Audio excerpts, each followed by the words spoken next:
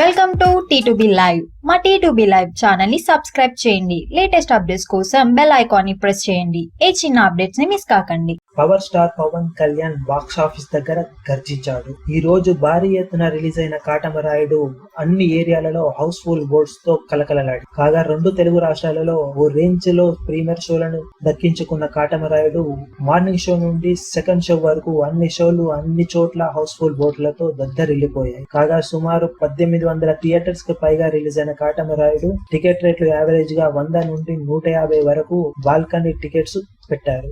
దాంతో సినిమాకు biggest plus point గా మారి కలెక్షన్లు ఓ రేంజ్ లో పెరిగాయి. కాగా సినిమా నైజాం లో ఖచ్చితంగా 5 నుండి 6 కోట్ల మధ్యన కలెక్షన్లు రావచ్చని అభిప్రాయపడుతున్నారు. ఇక సీడెడ్ ఏరియాలో కూడా ఖచ్చితంగా 4.5 కోట్ల నుండి 5 కోట్ల వరకు షేర్ రావచ్చని అంచనా. ఇక ఆంధ్ర ఏరియాలో మొత్తం మీద 12 నుండి 13 కోట్ల వరకు కలెక్షన్లు రావచ్చని చెబుతున్నారు. దాంతో మొత్తం మీద కలెక్షన్లు 22 కోట్ల నుండి 23 కోట్ల మధ్యలో ఉండొచ్చని అభిప్రాయపడుతున్నారు.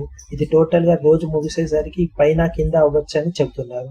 మొత్తం మీద కలెక్షన్లు చూస్తే తొలి రోజు హిస్టారికల్ లెవెల్లో కలెక్షన్లు వచ్చాయని చెప్పొచ్చు. మరి అఫీషియల్ కలెక్షన్స్ ఎంతవరకు మ్యాచ్ అవుతాయో తెలియాలంటే కొన్ని గంటలు ఆగాల్సింది.